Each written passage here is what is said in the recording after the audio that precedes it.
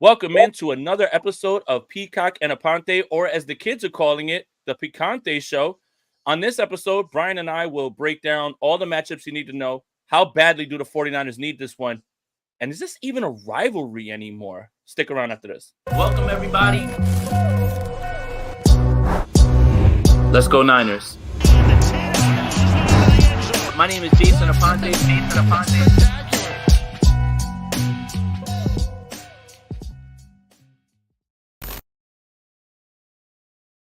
I'm Jason Aponte. That's Brian Peacock. This is Peacock and Aponte, a little lunchtime episode as we get ready. Brian was nice enough to go ahead and do this with me because he knows how important tonight is for a sport that doesn't exist and isn't real. We don't have to get into that. But, Brian, what's going on, man? How are the vibes? Vibes are high in the Peacock household. Getting pumped for this one. Little Halloween vibes. My neighborhood goes crazy for Halloween too. My son, little Leo's getting excited to go trick-or-treating. We're going to do a little thing tonight. We got a movie night tomorrow. We got nice. 49ers Cowboys prime time on Sunday. Then the real thing next week with Halloween. So I'm pumped for it. I love this time of year. And hey, can I just say, we're all Yankees fans now. As the World Series gets going on Friday night, let's beat those Dodgers. This is a strange feeling, man. Honestly, it's a really strange feeling. And the part is that being a Yankee fan has shown me how many teams that have the Yankees have never done anything to any of these teams. Like I got Mariners fans being like, "Oh, I hate the Yankees." What the hell did we do to you? You're like a fly on the windshield. Like we didn't bother you. We didn't do anything to you. I think you just laid it out. Why? But all right. To pivot it to football. I would be completely in that category if the Yankees weren't playing the Dodgers. The Dodgers. I mean, I was a Mets fan last week. Now I get to root for the Yankees. Well, unfortunately, we don't have any McDonald's characters. Sorry. So sorry to disappoint you. McDonald's characters, and we don't have songs to sing after the game. I guess we just find a way to get it done, and we don't need magic or sorcery. But let me ask you this. And I'm glad that you pivoted to this because I feel like the Dallas Cowboys are the New York Yankees of football, right? Like, because what I mean by that is that clearly not that they win that much, clearly. What I mean is they're just largely hated. Like, if you're not a Cowboys fan, you hate them. And I think it's like if you took the championships away from the Yankees, that's a terrible franchise. Right. Well, yeah. I mean, if you take away 27 championships, what have the Yankees really done? Right. Like, but what I mean is they haven't won since 95. At least the Yankees, are 15 years away, 09, whatever, right? And then they have a streak recently in the 90s of like 5 championships in a certain amount of seasons, right? And so what I mean by that is Dallas, if you're the fan of if you're a Miami Dolphins fan, you hate the Dallas Cowboys. If you're a fan of the Indianapolis Colts, you hate the Dallas Cowboys. And that's what I mean is like what I feel like this. But I agree. Brian, I wrote an article on Niners Nation about why the long storied history between the 49ers and the Cowboys doesn't matter now because this isn't a rivalry anymore. And what I mean by that is rivalries mean we trade wins and losses, not get your ass kicked all the time. Like the Kansas City Chiefs aren't the 49ers rival. Sorry. That's not your rival. It's a one-sided beef. You hate Kansas City, they kick your team's ass. Dallas hates us, we kick your ass. This is a one-sided beef. Even if the season series and the lifetime series is now 2019-1, I just don't see this as a rivalry anymore if you just come in and get your doors blown off every time that you come play the 49ers. I think you've got it half right. Okay. Jason. And I'll tell you why. I think the 49ers and the Cowboys, and if you're going to set it up this way, and I think you're exactly right, you have to set it up the same way for the 49ers and the Chiefs. Right. I think they're not peers, but I think they're absolutely rivals. Because there are families that will be completely broken down by the results of this game. And I speak to a family like the Crocker family. My guy, Eric Crocker, co-host of Locked On 49ers. I don't know how it happens this way, but sometimes it does. He's a 49ers fan. His own brother is a Cowboys fan. This is his Super Bowl. I asked him if he would trade the Chiefs win and a Seahawks win for just the Cowboys win. And he said he would trade all the wins in all the seasons for a Cowboys win. It's his Super Bowl, and it's that important. So I would say it has to be a rivalry. It is a rivalry because it's still important and people remember and hold grudges. And this started long before both of us were born. And it's important. It's a rivalry. This team is hated. Are the 49ers and the Cowboys peers? Well, the Cowboys got to win one to prove that they belong on the same field as the 49ers.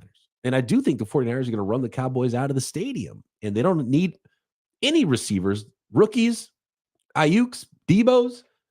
I don't know if they're going to need any wide receivers on Sunday to do it, to defeat the Dallas Cowboys, because I think it's going to be a big boy game. And I think the 49ers big boys are better than the Dallas Cowboys big boys. And I think they're going to get sunned because of it. And I think you could say the same thing if you're a Chiefs fan about the 49ers. It's a rivalry because the 49ers fans are pissed off about it and they hate the Chiefs and they get up for that game. And they've lost Super Bowls, and that stuff stings, and it stings forever, and it's going to sting for a long time. There's kids right now that will hate the Kansas City Chiefs for the rest of their lives and want to beat that team every single time. But you're right. It's a rivalry, but right now they're not peers, and you got to win one. And as Steve Young did physically and literally back in the 90s, get the monkey off your back. That's what the Cowboys are trying to do. That's what the 49ers are still trying to figure out how to do with the Kansas City Chiefs.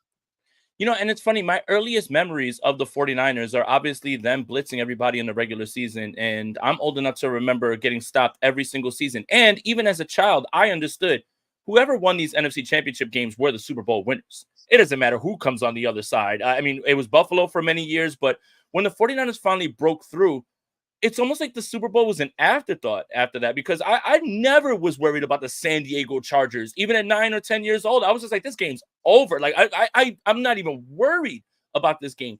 So I get that part of it. I guess where I'm going with this, and I'm gonna give you another scenario. Seattle during the Russell Wilson, Richard Sherman, Pete Carroll, Marshawn Lynch, Cam Chancellor era dominated the 49ers. Sure, the 49ers got close in certain games to getting there. And that just felt one-sided. Now, on the flip side, now that we're on the other side of it, it's 6 straight games against Seattle, which they've won. I don't look at Seattle as anything other than just a divisional opponent now. But the history, I think, is what a lot of people are tied to. And you'll always have that. Like, for me, I understand, like, what you're saying, because I can't lose to the Dallas Cowboys. I just can't. As a New York Yankees fan, the rivalry right now is one-sided with the Boston Red Sox. If we lose to the Boston Red Sox in the playoffs, that kills me because of what they did to us in 2004. I get that part. But right now, it feels like this rivalry is rooted more in nostalgia than in the present times, because the Cowboys aren't close to the 49ers right now, and it just feels easy every time that they come in. And also another thing that's got me like not looking at them as any sort of rival is, choose the venue, choose the quarterback, choose the team, whatever. Jimmy Garoppolo beats you in Arlington. Brock Purdy whips you. Like it doesn't matter. In Levi's, at Arlington, on Mars, I'm not worried. And I think that's why I don't feel the rivalry part of it, unless we're just going off of the nostalgia part. And in reality with this game, Jason, how much more important is it that the 49ers win this? Because with the Chiefs, they're a really good team. It's one of those where you're like, maybe the 49ers lose this. You remember back in in August, and we're like, okay, let's go through the schedule. The 49ers are going to be 12-5, and they're going to win these 12 games. They're going to lose these 5. Maybe we'll put an L next to the Kansas City Chiefs game. And it's not a big deal. It's an AFC team. Doesn't matter for playoff implications and tiebreakers and all those things. Well, the Cowboys game does matter for tiebreakers. The 49ers haven't beaten a lot of NFC teams this year. And the Cowboys, the way they're playing and the way they're bad and banged up on top of it, and the 49ers sitting here a game under 500, if they lose this game, this is a disaster. So this game is really important for the San Francisco 49ers right now, going into a bye week to get back to 500, stay within a game of the Seahawks, no matter what the Seahawks do this weekend, and lick your wounds in the bye week, maybe even make a trade or two, little shot in the arm, and get going in week 10, and you'll feel pretty good about the rest of the season. But you can't go out there and lose to the Dallas Cowboys. And then all of a sudden you're going to hear about it from Dallas Cowboys fans, and it's going to really set back your season. And so this was really important. It's very close to the must-win feeling that we had a couple of weeks ago against the Seahawks. Maybe not quite because they're not in the division as far as playoffs go, but I think the rivalry runs deeper in the blood of 49ers fans against the Cowboys. So I think it's nearly as must-win as it was 2 weeks ago against the Seattle Seahawks this week against the Cowboys. No, I'll do it. I'll do it for you. This is the season right here. I think the outcome of this game is going to determine whether the 49ers are buyers or sellers or they sit. Or whether the reinforcements you think are enough. You look around the league, and unfortunately, we got the news right now, like earlier, Christian Darrisaw is out for the season. I would argue that of the players that Minnesota could ill afford to lose, he's at the top of the list with Justin Jefferson. And that is a huge thing. That's going to change things. And it kind of takes me to Tony's question real quick, because I was so interested in this game on Thursday, obviously because of an NFC West opponent. They're getting back Puka. They're getting back Kupp. By the way, if you're crying about Puka Nacua being listed as limited and you didn't start him or you didn't, the big brain people knew if Puka Nacua was active, start him. I got a stat for you for the Los Angeles Rams, by the way. Yeah. This comes from Nate Tice. And when basically the Rams are a completely different team when they have all their weapons at their disposal. And Sean McVay can obviously coach up a football team. Matthew Stafford, when right, is maybe the best quarterback in the NFC. And when the Rams, which they haven't because these guys have been hurt a lot, but when the Rams have Matthew Stafford and Puka Nacua and Cooper Kupp and Kyron Williams all healthy and on the field at the same time, they're the best offense in the NFL by a lot. And their EPA per play when all those guys are healthy is on par with like the 2006 Colts and the Randy Moss, Tom Brady Patriots and the 2004 Minnesota Vikings. And so these are like phenomenal offenses, like some of the best offenses in the NFL since the year 2000. That's how good the Rams are when all those guys are healthy. And 3 days ago, I did a podcast with Matt Williamson, former NFL scout. My guy, Matt Williamson, on the Peacock and Williamson NFL show. We cover the entire league daily in the Locked On Podcast Network. Subscribe. It was like, what's all this talk about Cooper Kupp potentially being traded? And then you got to trade Matthew Stafford if that's the case, because you're kind of waving the white flag. And I feel like that's how big this game is for the 49ers. That's how big that game was for the Rams. You see how they play with everyone healthy. You're like, well, wait a second. This team can compete with just about anybody when everyone's healthy, because that's how how good they are on offense. You get a couple of players on defense making some plays, and they're a competitive football team again. So now when you're the Rams, you're like, well, we have the same record as the 49ers right now. We're in this thing. Maybe we're going to be buyers. And that's how big of a difference a game can make. I can buy the argument that that's how big of a difference this game makes for the 49ers, where it's like, well, dude, we can't beat anybody. So what are we even doing? We're spinning our wheels this year. And we've seen 49ers teams in the past have some rough games. And so you don't want to overrate a single game. But I think it is a pretty big game for the 49ers this week. And I don't want to say their season's over if they can't beat the Cowboys. But if you can't beat the Cowboys, who cannot stop the run, and all of their defensive ends are hurt, so they're not going to be able to rush the passer either. I literally don't care who your wide receivers are. They should be able to run the Cowboys out of the stadium. And if you can't do that this week, then there is a bigger problem than we realize about the 49ers right now. Yeah. And I feel like we say this before any of the losses that we have, right? But, I mean, like we say, hey, we've got a bigger issue, but no Lawrence, no Micah, possibly no Deron Bland. The Dallas Cowboys are last in the league in running the football, and that's partly because they just get boat raced every time that they're in their own stadium. They only seem to win games when they're on the road, it seems like, which I don't know how you would take that. But I just want to get back to Tony's thing right here. Why can Sean McVay beat Brian Flores when Kyle Shanahan can't? I think it's a loaded answer. And the reason I was so interested in this game is because I felt like Detroit found some things out and laid some seeds for information, right? With how they did it. They were able to run the football. Jahmyr Gibbs went crazy on them. Even when Montgomery leads this game, they kind of showed some cracks. And I was interested to see if the Rams kicked that door down. And then a simpler answer is Matthew Stafford is very good at football. And I think quarterback play is hard to say to understate. Matthew Stafford had a hell of a game. He threw one interception where I thought the ball was over his head. But considering the fact that Minnesota keyed in on Cooper Kupp this entire game, tried to take him away. He only had 5 catches. Thanks for me taking the over.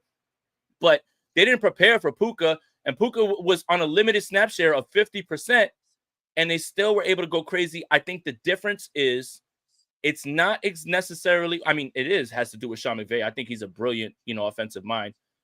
But Matthew Stafford makes it go. And when you have a guy who can make all the throws, it's so much easier to beat a defense that only gives you this small of a window to throw the football, this amount of room. It's the difference between Matthew Stafford and having Brock Purdy, unfortunately. And if you go back to the Vikings game, it's not like the 49ers were blown out in that game. The 49ers won the time of possession in that game. Jordan Mason ran for 100 yards. They were running the football on the Minnesota Vikings. Deebo Samuel had 8 catches for 110 yards.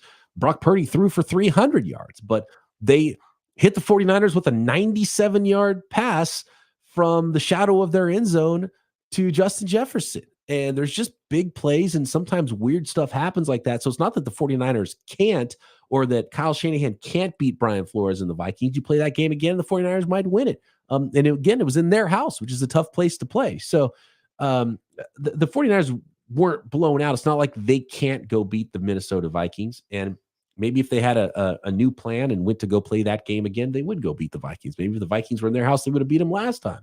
But there's and I'll put it this way for Kyle Shanahan. And you point out, Spagnuolo has his number, Brian Flores has his number. Who's the other defense coordinator that Jim Schwartz, right? And it's like, well, they're good. So, and Kyle Shanahan there's probably a lot of teams out there like, man, we always get our ass beat by Kyle Shanahan's teams in the 49ers because he's good, right? So that's part of it. But there are certainly teams that have a better plan against Kyle Shanahan, and Kyle Shanahan does have more of a difficult time when he gets behind and he has to rely more on a drop back passing game and can't stay in front of the sticks and can't utilize his entire game plan and his full call sheet and be able to run and pass and have balance. That's when he starts to struggle and have problems. And that's what's happened in a lot of these games. And I don't think that's what's going to happen here against the Dallas Cowboys. Yeah, and EH, echoes my sentiment. When I watched that game back, when I watched the film, I'm like, there's the holes right there. And you have to, when the Vikings make you one-dimensional, right? Because, and it didn't mean that the 49ers were. I mean, Jordan Mason still had, a good game running the football. When you're one-dimensional in any capacity against any defense, it makes it a lot easier. But the 49ers relied a little bit more on the pass. And also, you just can't turn the football over. You can't turn the football over. You can't have the special teams mistakes. All of those things combined. And don't play the game in Minnesota. The 49ers can't win in Minnesota. That's it. Doesn't matter the coordinator. Doesn't matter the quarterback. Doesn't matter the coach. Like, just don't play the game in Minnesota. Play it anywhere else. Play it on Mars at this point. But that's what I was excited to watch this game for, because I feel like the Lions really started to lay the blueprint of how to beat them. And it starts by continuously running the football. And Jared Goff was very good in this game. And when you get to that point and you start to beat up on that defense, and then you say, okay, Sam Darnold, now you can't play from ahead and you've got to throw the ball and you've got to get this team back in, that's advantageous almost for anybody. And I don't think that's a good spot for any quarterback to be in, but especially Sam Darnold. You forcing him to make all the throws. I'll take my chances with that down the line.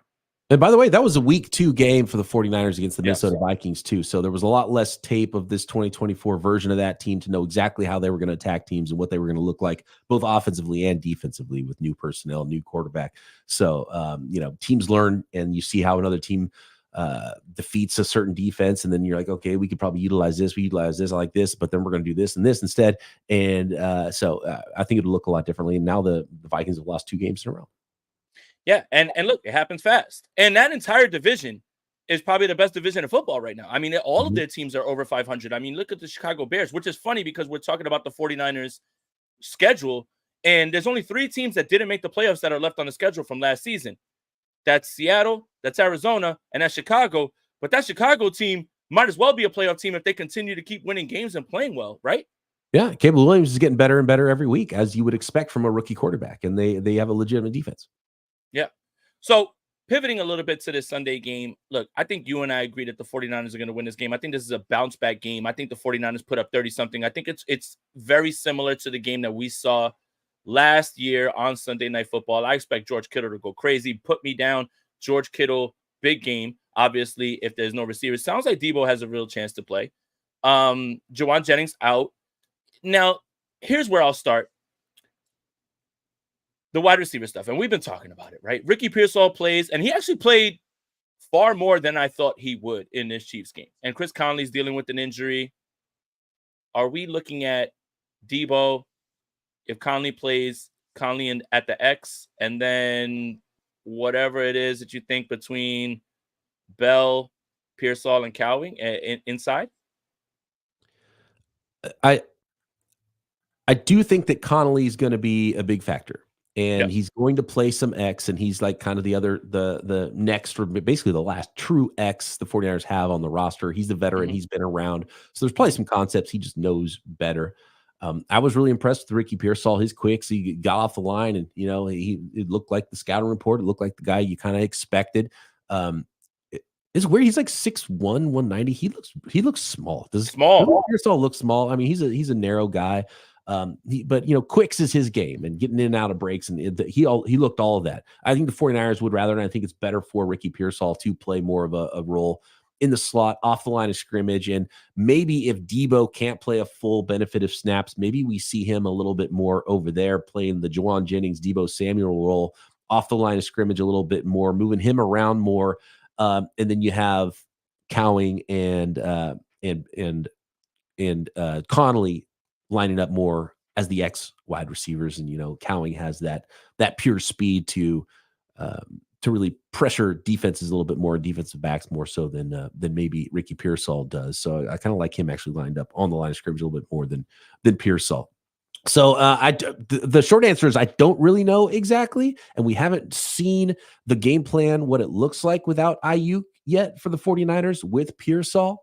But and we did this on Locked On 49ers, I did say that because Debo Samuel's not going to be 100%, I mean, he's got pneumonia. That's not something you get over in a week. And he might be able to play, but I can't imagine he's 100%. And I don't think they're going to go wide back crazy or anything like that because of it. But who knows? Maybe he's fine and he's able to play the full game. But I have a feeling Ricky Pearsall is going to lead the 49ers, wide receivers at least. This should be more of a Kittle-heavy game, a run-heavy football game. I don't think they should drop back and throw the ball a ton in this game. At least that's not what it looks like it should be on paper.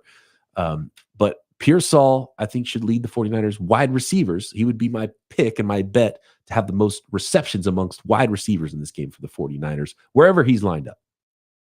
Yeah, 100%. And I think, again, this is a game that has to be back to basics. And the way that I'm going to frame it is this, is whatever it is that the 49ers are doing right now, it's less run heavy, less play action than it's ever been. And it's a lot of stuff out of the gun. And it's a lot of stuff with Purdy dropping back. And we all love the plays of him running around and everything. I think you need to strip him back a little bit now. Get him back in the pocket, quick throws, play action, run the football, strip it back, get him comfortable again. Stop doing the things that you've been doing so far, because they've yielded you results that you weren't expecting. But when your bread and butter is exactly getting the football out, timing routes, playing ahead of the sticks, running the football, play action, why are you going away from that when you know that to maximize the efficiency of this offense right now, that's the best way to do it? And what's funny is the 49ers EPA per play is still at the top of the league right now, even doing all that. But I think just from the eye test and watching, you're seeing that something's a little bit off. And what I mean, strip it down, is just like, don't turn this into a Jimmy Garoppolo, hand the ball off, 45 times and throw the ball 8 times. I'm not saying that. But the drop back, all of a sudden, everything shotgun, everything, like the downfield throws, the ones that needs to develop, get back to what made you successful. And if there's ever a game for you to get back or a defense to do this against, it's the Dallas Cowboys. And part of it's on Purdy too. Purdy's got, he's a playmaker. He's got those aggressive eyes, and he's passed up easy throws to try to make more difficult throws. And so, it's really a combination. And I know a lot of people want to put everything on the quarterback or want to put everything on the head coach. But I think it's a lot equal parts there. It's not just one thing when you're pointing at this. And that's why I do think this could be potentially a get-right game for the 49ers against that Cowboys defense, because it's bad and banged up on top of it. And by the way, speaking of the Ricky Pearsall thing, I think we're going to learn a lot by the very first snap of the game. If the 49ers run out there in 21 personnel, is Ricky Pearsall at X is going to be the first thing I'm looking for. Conley and Debo. Conley. Yeah. Conley and Debo is probably my bet. And remember last week they went out in three wide, and when they went out in three wide, Ricky Pearsall was in Jennings' role. So I think the 49ers might keep him there. But I don't know. We'll see. Maybe they roll him out as the new starting X. But I do think that Ricky Pearsall is clearly, he was already last week when Brandon Ayuk was healthy. He was the number 3 wide receiver. So he's not going to be less than the number 3 wide receiver in this game. But it'll be interesting to me if he's actually the number 2 wide receiver, or potentially the number 1 if Debo's not playing. Here's the $16,000 question. Ronnie Bell's going to play over one of these young men, isn't he? He was in the game. I got to give Ronnie Bell credit because I wanted to crush him and say that interception was his fault. He ran the route. He ran the right route. It was just a terrible throw. Yeah. It wasn't like that couldn't have been like, oh, I was trying to throw it to Ronnie Bell and I missed him. That was just I threw it to a different place. That was not on the same page, right? That wasn't I'm so inaccurate that I threw a corner route instead of an out route. That's not what it was, right? It wasn't just a miss as far as accuracy goes. He was trying to throw a different route, but it was still on Purdy, but it wasn't like an accuracy miss. Well, and this is the point that I've been making all week about the whole, like, is it on Ronnie Bell? Is it on Purdy? Does it make you feel better to know that it was on Ronnie Bell? It's still a terrible interception in the red. I don't care whose fault it is. It's easier to blame one guy that you already don't want on the field, because then you could just say it's Ronnie Bell's fault. Get him off the field. He shouldn't play. He shouldn't be on the team. But then when he did the right thing and Purdy does the wrong thing, then it's like it's that inner struggle where it's like, oh gosh, okay, well I guess that Ronnie Bell doesn't do everything awful, and he does some things right, and you have to point at Purdy. And Purdy was bad. All 3 interceptions were on Purdy. That was on Purdy's worst game. And that's the thing is, they don't take the interception away from you because someone ran the wrong route. They don't take the interception away from your team because there was a miscommunication. Like, it's still, so this boils down to what we've been talking about. It's execution. Now, one way or another, that's all got to come back to the coach, but I don't care who it's on. I don't care. It doesn't make me feel better. It's not like I'm like, I feel way better about it because the wide receiver ran the wrong route. It's still an awful interception. I don't care who it's on. It doesn't make me feel better if it was on a receiver. I don't get that part. You know where you can see a difference in statistics when it's the wide receiver's fault versus the quarterback's fault? It's PFF grades. And Brock Purdy's been one of the highest. He was going into the Chiefs game, the highest graded quarterback this season, according to Pro Football Focus. But one of the things that I found fascinating, and in fact, it looks like Purdy dropped to 5th in PFF grades. There's a lot of guys that are really close together in the mid 80s as far as grades go, which is, if you're in the 80s of the PFF grade, it's a phenomenal grade. This isn't like Madden where everyone's in the 90s. If you have an 85 grade at PFF, that's a phenomenal grade for the most part. But I was looking at the PFF grades and looking at the matchups, and there was one grade that jumped out to me more than any other. And it was on the Cowboys defensive line. And their first round pick last year, Mozzie Smith, who's a 330-pound defensive lineman. He's a freak athlete. He was on Bruce Feldman's freak lists coming out. He's a first round draft pick. But turns out he's a great athlete, bad football player. He didn't collect sacks in college, but people thought, well, he's so explosive, we're going to teach him some pass rush moves, and maybe he'll be good. And he's 330 pounds, so he'll be a good, a good run-stopping defensive lineman. Well, he's none of those things. In fact, he has a 31.8 PFF grade this season, which ranks 119th out of 119 interior defensive lineman. He's the worst interior defensive lineman My in the God. NFL, according to Pro Football Focus. And he's one of the healthy guys that's actually on the team. And so I'm sure the Cowboys would love to swap Parsons for Smith, but Micah Parsons trending in the wrong direction, still not practicing this week. He's got a really bad ankle injury, and Mozzie Smith out there is one of the guys the 49ers are going to get a chance to deal with, and he's just not good at football, but phenomenal. 119 out of 119. You almost have to try to be that bad as a first-round athlete with all the gifts that Mozzie Smith has. It's impressive. It's very impressive. It's almost impressive, like, to be able to do that. But look, based on the way that this Cowboys team didn't improve themselves in any facet, right, at all. Not running the football. You add Tyler Guyton, okay.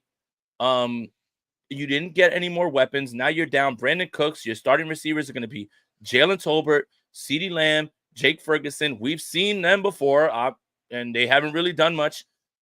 Dak, again, look, I think Dak's one of the top 10 quarterbacks in the league. For whatever reason, when there's a big game in front of him, he just can't. And I mean, like, any big game. I mean, like a Sunday night game, a divisional game, a wild card game. Like, he's won 2 playoff games, and that's the most that the Cowboys have won since '95, right? But this feels like a house of horrors for them. In the same way, while we were talking about rivalry, the 49ers got to go to Seattle. Oh, God.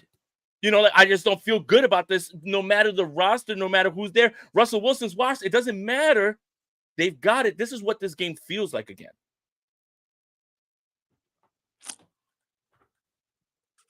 Dak is an interesting one because, and I think Brock Purdy's probably in the same realm as Dak Prescott because they're really good quarterbacks. Can they do it all by themselves? I don't know.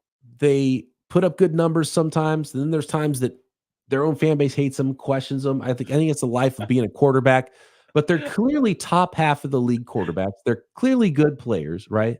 But pretty much every team and every fan base that doesn't have Mahomes or Lamar or Josh Allen is like, oh, maybe we should just scrap it and get another quarterback, until you end up with like a Bryce Young and you're like, oh my God, this is a disaster. I wish we had at least Dak. So it's always like the grass is greener when it comes to quarterbacks.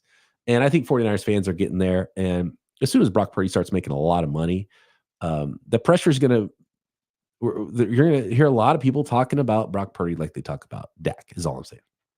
Yeah, and that's a whole other discussion because I think 49ers fans' issues with whatever it is that Brock Purdy is going to make is less about what Brock Purdy's making and what the going rate is now. It's the going rate. Like, it's not the 49ers exceeding everyone and saying, we're giving you 60 when everybody gets 40. That's what it costs to have a starting quarterback in the league. I blame GMs. GMs are soft these days, Jason. Go for it. GMs are not allowed to play hardball anymore. GMs can't sit there and say, nope, we're not going to do that. So have fun. You're under contract, sit out, whatever. Teams and GMs just don't do that anymore. You come to the table and the player says, I want the most money because it's my turn. It was like, well, you're not the best player, so you don't get the most money. They don't say that. They're like, okay, here you go, player. You get the most money that's ever been paid to any player that's ever existed just because it's your turn. Yeah. I think I don't want to say it's malpractice, but is being a GM like too easy now? And they're too soft where it's just like everybody gets the most no matter what. Oh, player, you want a new contract now? Okay, here you go. Here's a new contract. You're already under contract. You have 3 years left on your contract, 2 years left. Oh, you want a new contract? Okay, I guess you asked for it, so you have to get it. Here you go. Here's a new contract. And look, the NFL is strong and money is strong and teams can afford to pay these contracts. So it's not even an issue of like, oh, they're making too much money or anything like that. But there are some salary cap realities. And it's just strange that the next guy up makes the most money. And it's not even questioned anymore. It's like, well, who makes the most? Oh, you're up next. You get the most. Isn't that weird? And I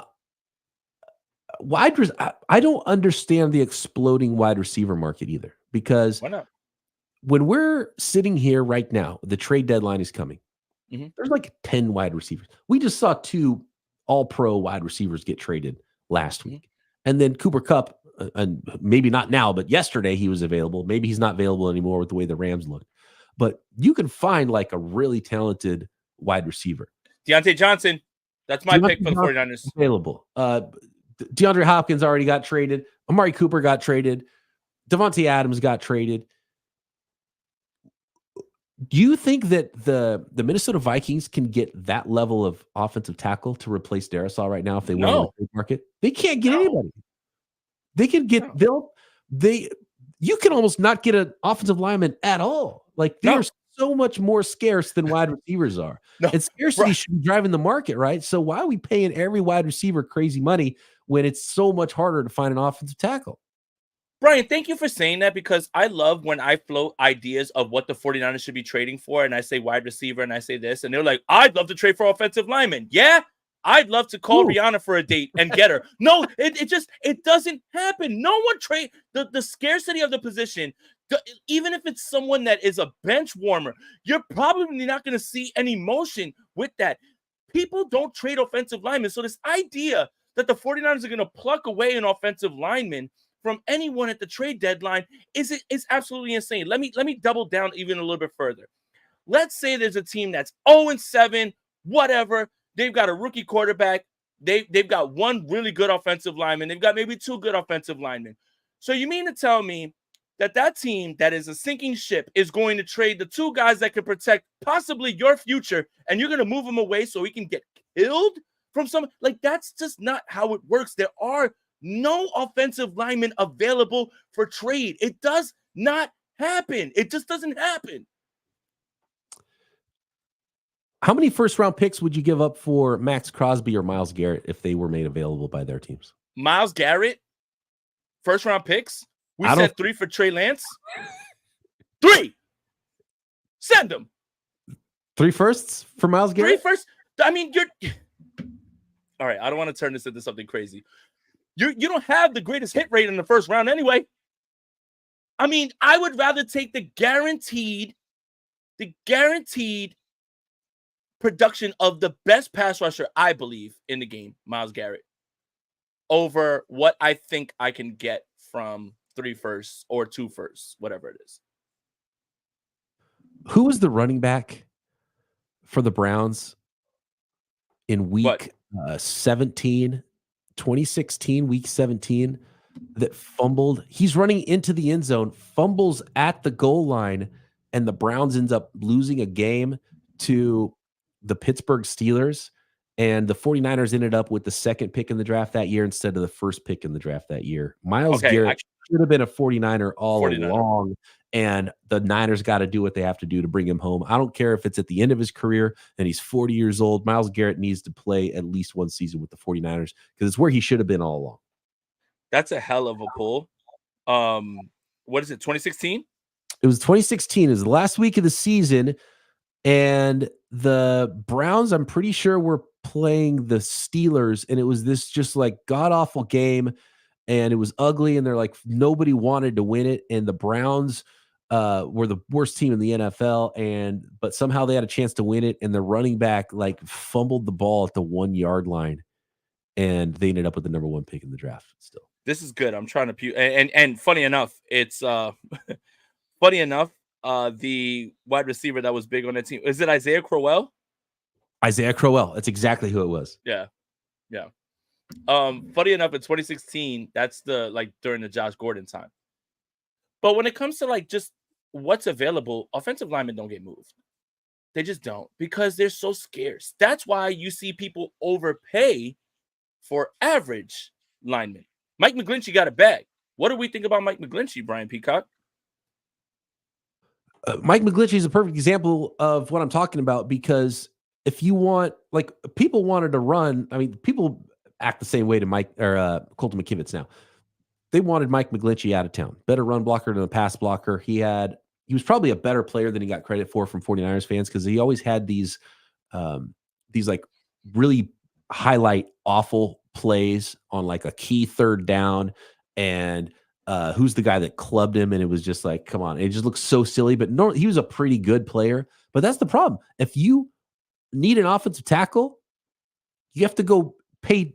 You have to go overpay Mike McGlinchey just to get him on your team, and just to have that level of player. And you want a better player than that anyway. So that's the perfect argument for why, like, I don't understand how, with all these good wide receivers that come into the league every single year, how it's schemed up and it's easier to for wide receivers to succeed, and no team has 5 good offensive linemen, and you can't trade for an offensive lineman. How are wide receivers making more money than offensive tackles? I don't get it.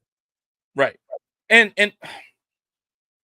all right, so let's look at the teams that have won Super Bowls. Have they had the highest paid receiver on their team? And look, I understand. We're living in the Patrick Mahomes era. It's Patrick Mahomes and nobody else wins. Unless it's Tom Brady, and he hasn't been around for a while. But have teams really won having the highest paid receiver? Yep, gotta look it up. Look at the Chiefs.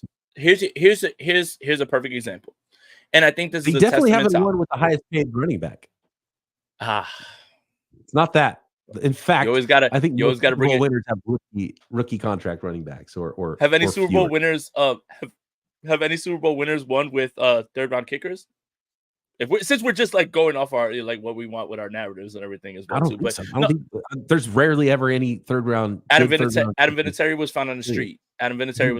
Like, it's just the best stat I can remember about the running back thing, though, is that the highest paid player that was the leading rusher for the team that won the Super Bowl in the last like 10, 12 years was actually a wide receiver that still led the team in rushing. And that was the Seahawks with, what's his name? Debo before Debo. I'm blanking on his name right now. Went to Florida, University of Florida. Percy Harvin. Percy Harvin was like made $4 million. And that was the most expensive leading rusher in a Super Bowl for a Super Bowl winning team. He actually had rushing yards on Lynch in that. That's very impressive. And a little bit back to like the, it's my turn, I get paid thing. Lamar Jackson is better than I am. And I'm going to tell you why.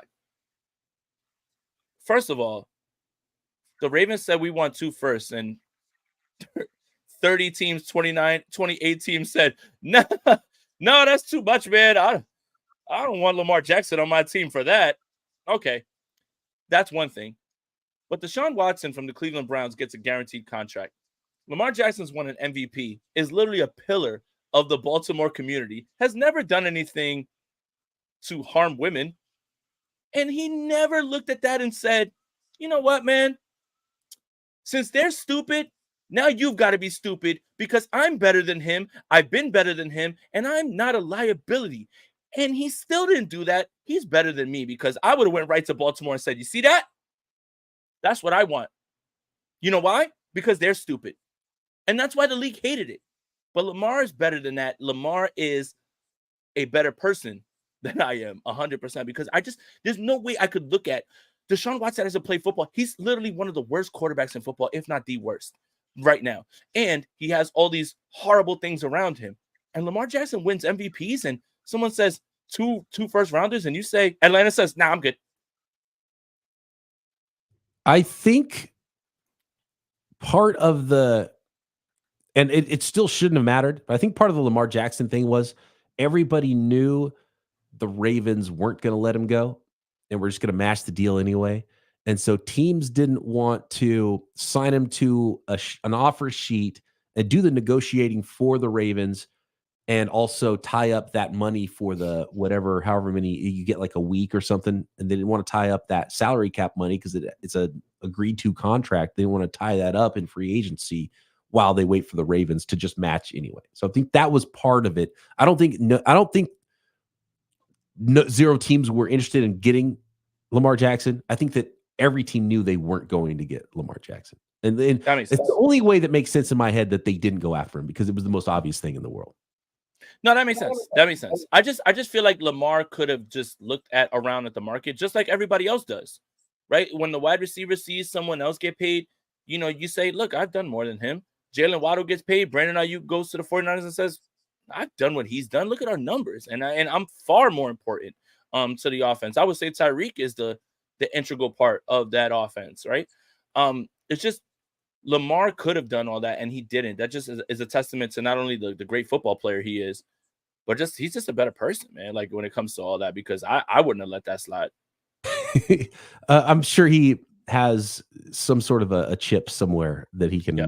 can muster up when he needs to. By the way, so I was looking it up that the play-by-play from that Cleveland Browns Pittsburgh Steelers game. It was January 1st. January 1st. New Year's Day. Yeah, New Year's Day 2017. Steelers beat the Browns 27-24 in overtime. In regulation, it was tied 21-21 with 1 minute to go. Isaiah Crowell. Let me see. I think there was like a long punt return or something. Yeah. So the Steelers punted, and I don't know who Jay Barry is, but Jay Barry punts to M. Alford, and he took it to. I hate these play-by-play things. Anyway, I'm going to go back to this next thing because it makes more sense. Isaiah Crowell with 1 minute and 31 seconds left in the game. Actually, 1:12 at the end of the play. 1:12 left at the end of the game. Fumbles, gives the ball back to the Pittsburgh Steelers at the goal line, basically. He was about to plunge it in, and and then the Steelers won it in overtime on and the Browns got the ball and kicked the field goal first in overtime, and then the Steelers came back and scored a touchdown, and it was Landry Jones to Kobe Hamilton for 26 yards. I mean, these are some high level names. So it wasn't even. I think they sat Roethlisberger. I think that's what it was. The Steelers in that game. That's why the 1-15 Cleveland Browns had an opportunity to win. Anyway, that one really sticks with me because that fumble caused Myles Garrett to not go to the San Francisco 49ers. And if I remember correctly in that game, and please, if you have the box score in front of you, like I think like Isaiah Crowell had like 150 yards in that game. It was this crazy game where even they were just like neither team was trying to win. They were both just constantly trying to give the win back to the other team the entire game. It was just ridiculous. And, someone who's, got some skin in the game is paying attention to the San Francisco 49ers draft pick, was like, yeah, let's go Browns, get the Niners. And everyone knew Myles Garrett was this number one prospect. And even then, the Browns apparently really liked, at that point, I think a lot of people thought maybe Deshaun Watson would be the number one pick in the draft or a higher pick than he ended up being. I think, what did he go, 10th? 8th, 10th, 12th? 12th. I think he went 12th. The 49ers and I can't remember the 49ers. Did they win the last week of the season? I don't think they won the last week of the season, did they? Wasn't that 2016? Wasn't Cap's last game? Yes. Against the Rams? Cap era is before they hired Shanahan and Lynch. That happened later in January. That was Cap's last game. Yeah. But anyway, apparently the Browns really liked the other quarterback, North. Why am I blanking on everybody's name today? Mitch Trubisky.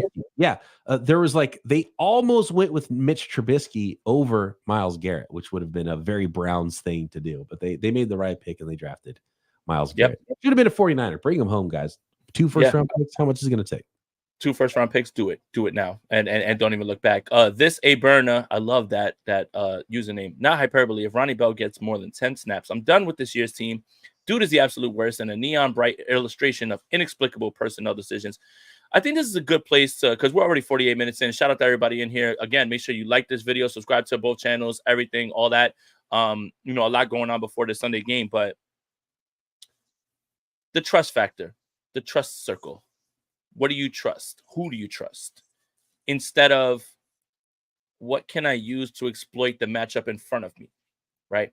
If Jacob Cowing presents a problem with his speed, I am going to add him to the playbook. I am going to add him to the game plan. I am going to involve him. If Ricky Pearsall gives you advantages against personnel, again, week to week, that can change. It just seems like with the Kyle Shanahan discussion, it's become like, oh my God, send him to the gulag or whatever, or like I stand by my coach, or whatever. But there's a middle ground here with everything that you feel like you trust in somebody shouldn't just be week to week in terms of like, I just trust this guy. I'm going to play him against anybody when there's advantages to be gained by having Jacob Cowing. And I think the prime example of it is this Chiefs game. You see the tunnel screen to Jacob Cowing. You see the downfield throw to Jacob Cowing. And it's like, oh my God, you're figuring it out. And then you still don't want to give him all the snaps because I guess you don't trust him. But when you dial up those plays, his skill set can be advantageous against other personnel. And I think that's kind of what they're saying. Needs that too. The offense needs that speed and dynamism that someone like that brings. And my thing is not even so much that, like, look, if you can't trust him, you can't trust him. NFL coaches are not going to play players that they can't trust. That makes sense. So you don't have to say, okay, rookie, we don't trust you. We don't know where you're going to be. I'm sure Brock Purdy doesn't like that if that's really the case for some of these rookie players. That doesn't mean you have to put him in the game and say, well, you're faster, so you're going to play X the whole game. Mm-hmm. But what you can do is in practice, install a package of plays for this player to utilize that talent to make sure they get on the field so they don't just sit there. That was what was so frustrating about seeing Ronnie Bell out there in the game. Remember before the game on KMBR, John Lynch on Friday morning was like, yeah, we're probably going to see Jacob Cowing get some run in this game. And what I tell you, Brian, snap, right? But it's like, how could you not utilize his skill set, put in a package where you know that he's knows what he's doing on those plays, and utilize the players on your football team? That's what pissed me off about it. It wasn't so much that, like, okay, if you can't trust them, like, and rookies in Shanahan's offense, yeah, they might not know the entire playbook. You might not be able to trust them and say, okay, any play I might dial up, you have to know exactly where to be. Maybe he's not there, and that's fine. But you have to be able to utilize the talent on your football team, practice some plays, install the plays in practice, make sure he's up to speed on this package of plays so you can utilize his skill set. If you don't trust him to be on a timing route where the ball needs to be out before he gets to the spot, fine. If you're dialing up a shot play, why not? And you saw it happen. That Chiefs defense is suffocating.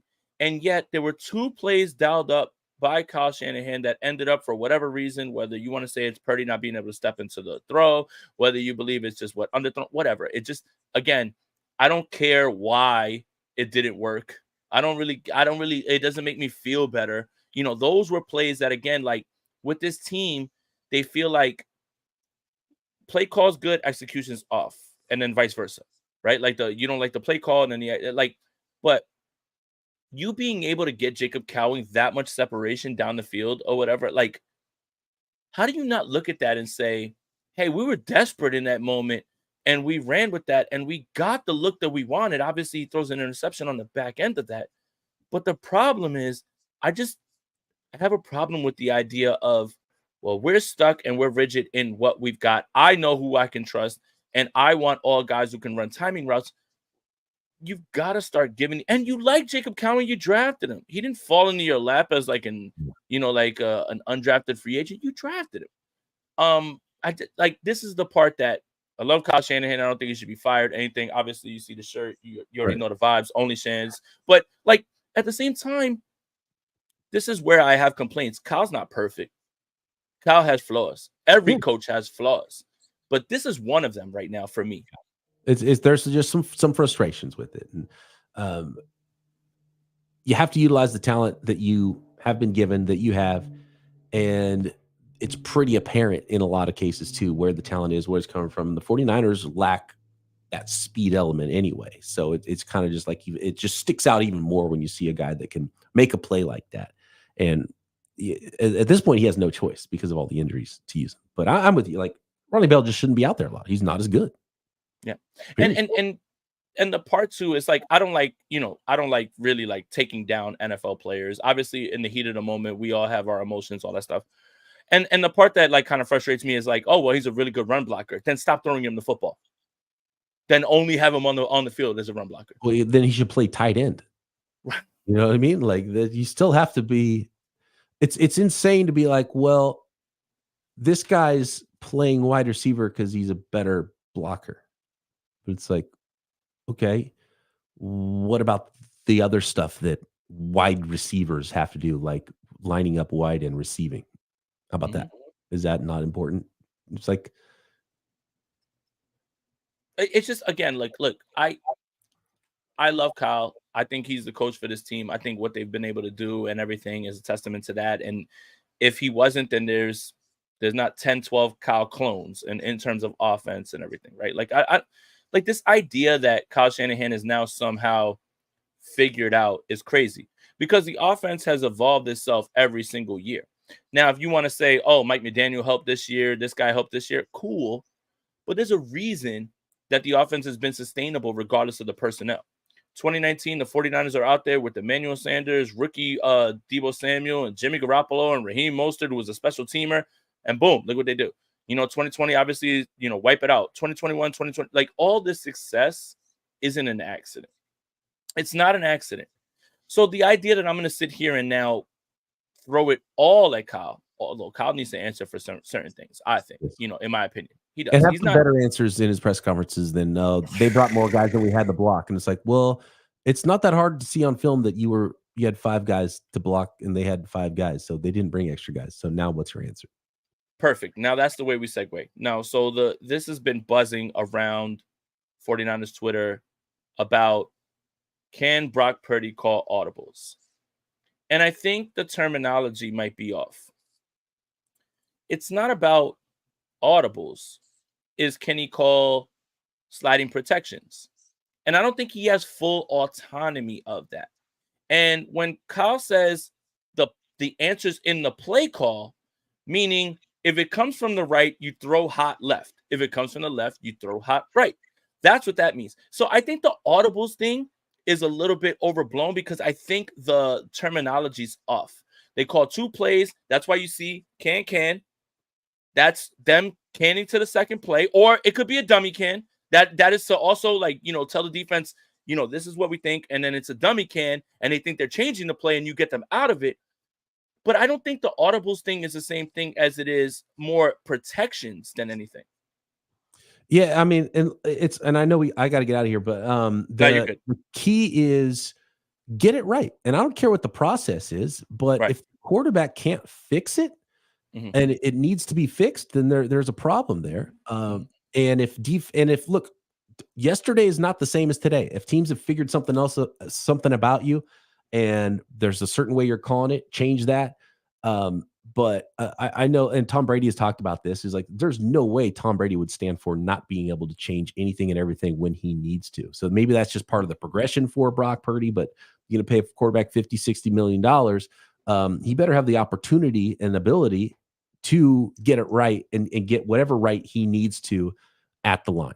And there's some strengths and weaknesses to Kyle Shanahan, as we talked about. And that's kind of one of the weaknesses because there's so much motion, long play calls. He's in your ear for the whole 15 seconds until the mic gets shut off. It doesn't leave the quarterback as much time. That's what makes him great, and it makes the offense great, but it also means that the quarterback's got so much going on, maybe he doesn't have time, which is one of the big problems, is why his quarterbacks don't call protections. And maybe they need to alter some things. I don't care what the process is. Get it right. I don't care who the interception's on. Just get it right. That's exactly what I've been talking about. The same thing.